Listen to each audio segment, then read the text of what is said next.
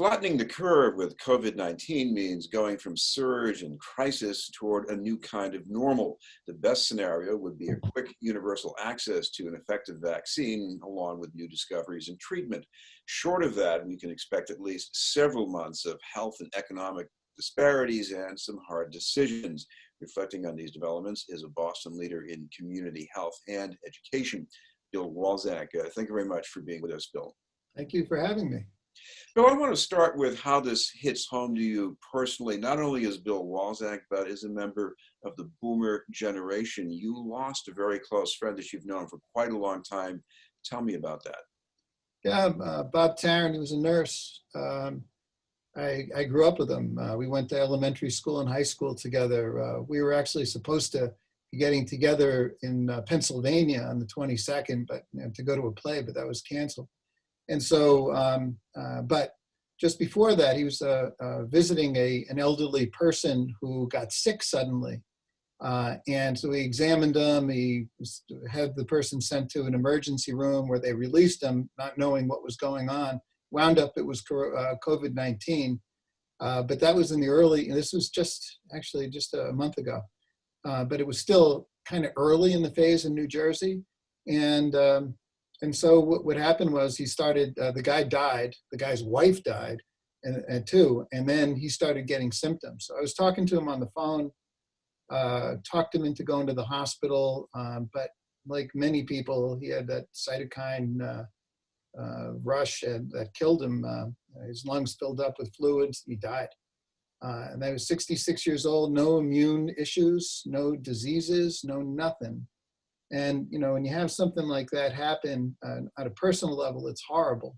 But beyond that, you start thinking, geez, we do have a really serious, there's a target on the backs of the boomers. The coronavirus seems to strike us. It goes after people that have some weaknesses, but not all the time. I mean, a lot of people are dying just who are perfectly healthy and don't seem to have any problems. So from that perspective, as a boomer, it's scary. It's really scary. And I know lots of people in my age group that are really afraid. Bill, I know when we think of people our age, people that we know, we say they're too young to have this happen to them. They seem to be too active, too much of a contributor. But on the other hand, other people see a bigger picture and they say, is this obsession with testing and risk aversion, isn't that just a kind of a boomer-centric approach to COVID-19? Well, I would say it's a country approach. You don't want people in your community to feel like they are unable to go out, right?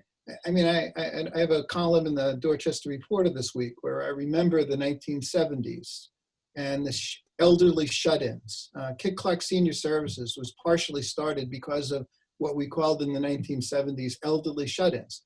They were people whose neighborhoods had dramatically been transformed. They were really afraid to go out. And as a result, they just stayed in their homes and oftentimes would die in their homes.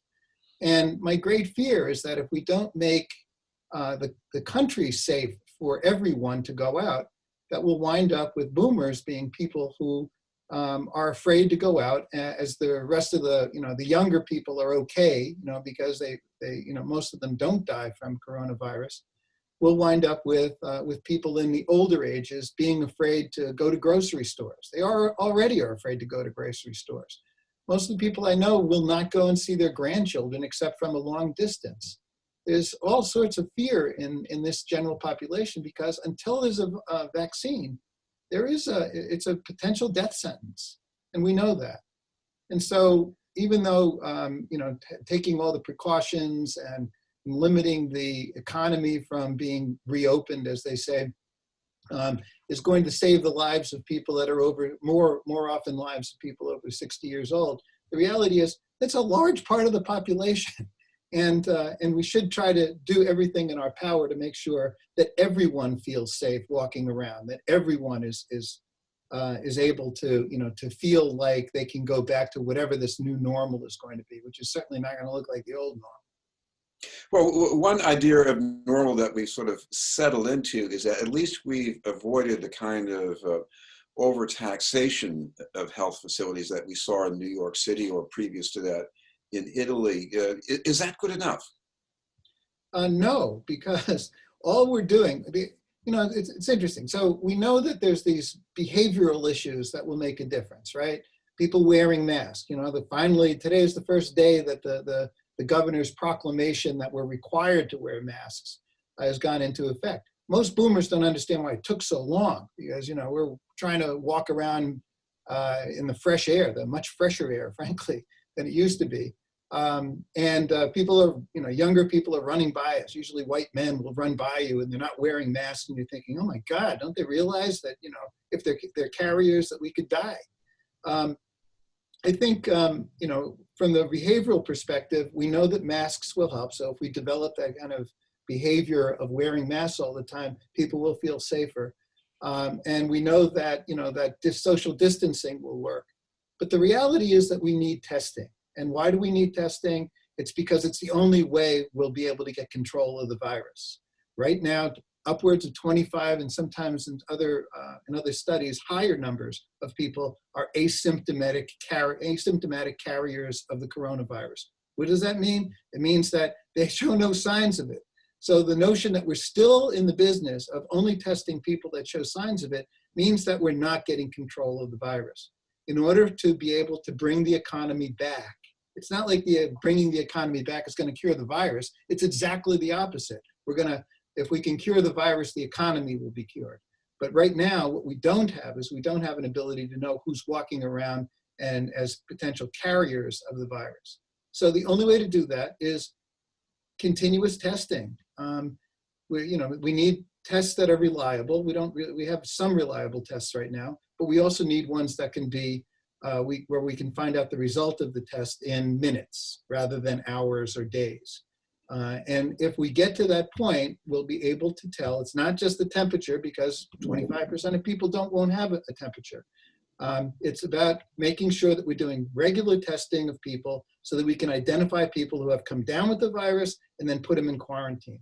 That's what they've done in countries where they've succeeded in this, which is, Germany, right? Germany is, going back because they don't have that many cases. But right next door in France, they've had tens of thousands of deaths. So, we know there's no secret to this. We know how to deal with this. We've had other pandemics before, and we know what works. What works is having regular testing of people that are going to be out in the public. And what we don't want to do is we don't want to segregate boomers from all of that. We don't want them to feel like they can't participate in society. It's a gigantic chunk of our population.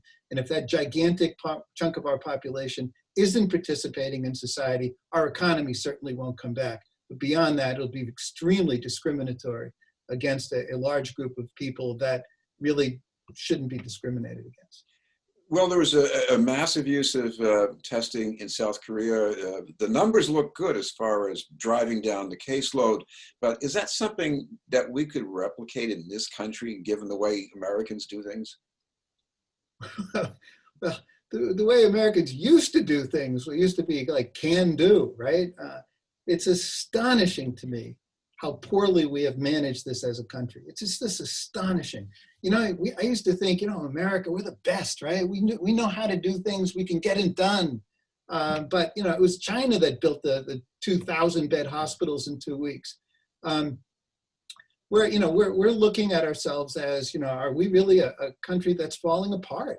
If we can't get masks out after 2 months of understanding that masks are essential for health workers, it's really astonishing. I just can't believe that we're doing this in this country. It's clearly a leadership issue. We're certainly spending enough money to be able to be able to deal with these issues. But if we can't get test kits out to our population, we're going to just look so badly against the rest of the world. And we already do. We have the highest number of deaths and the highest number of cases. There was no reason for that to occur. Poor leadership resulted in our country being the worst in the world for outcomes from this virus. And we need to get our act together. If we don't get our act together, we're going to wind up with this coming back time and time again. The real study on this one is the 1918 flu, which really should be called the 1918 to 1921 flu, because it happened over 2.5 years. and it kept on coming back and killing more people. If we don't get our act together and start doing the testing that's necessary for people to understand who has the virus and who doesn't have the virus on an immediate basis, and quarantining those that do get the virus so they don't infect others, we'll never get control of the virus, and therefore our economy will never fully come back. Coming back to some other short-term measures here in Boston, as we're learning, and not with any great surprise, there are these disparities. The highest rates in Boston, I think, are East Boston and Hyde Park right now. What does that tell you about what the city should be doing right away? There are so many lessons to be learned from this, education and healthcare in particular. But what we know is that people of color and low-income people in general receive very poor health care and have poor outcomes. Racism, is a major part of that. But, if we don't start addressing the fundamental equity issues around access to health care and around making sure that the children growing up in impoverished neighborhoods have a better life. We punish our poor people in this country. That's one of the major issues around the healthcare issue, is that, we have fundamentally created a segregated system of healthcare. Some people, you have money, you're pretty good. If you don't have money, you're going to get lousy care. Despite the efforts that we have from our community health centers, it's just not working the way it should work.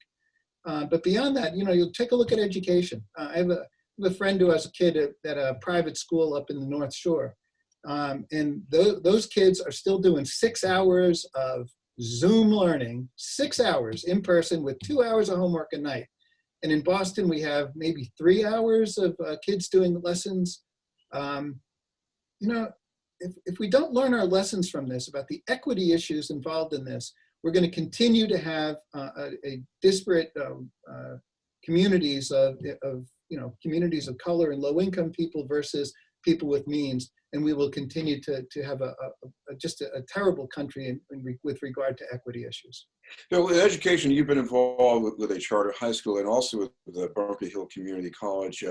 What about the odds of going back to school in September? Well, it's hard to figure. Trump talked about a miracle happening, right? And so we're going to have a miracle, and then all of a sudden, all the coronavirus is dead. Well, nobody believes that except for Donald Trump, apparently. And what we have are virologists saying, no, it's very, very likely we're going to get a rebound on this, because as people start getting out again, it's not like the virus disappeared. And as we can see, we have plateaued, but we may be going down in Massachusetts in our cases. But in fact, we haven't gone down at nearly the rate that was predicted a month ago. And so what happens is that the coronavirus comes back as people let down their guard. In this country, it seems like people just want to do what they want to do, and it doesn't matter. But we have, in all likelihood, we will have the coronavirus coming back. And as a result, we'll have a number of cases, people will panic, and we'll have to shut down the economy again, or to the extent that we've reopened the economy. I don't see how we can allow kids to go back to school if, in fact, there's still a pandemic that exists in our country, in our world. So my prediction, I would say we're probably not going to go back to school in September. And what does that mean? In terms of kids falling, the achievement gap continuing to grow because people in better off, well-off communities and private schools are not going to have any let up in their education. So we have some really serious issues to face, on the equity front, both from a healthcare and an education perspective. And I'm hopeful that we will do enough studying of what has gone on and what has worked over the last few months and in through the summer to be able to have some good ideas on how do we avoid continuing or just increasing the disequity issues in Massachusetts and in the country.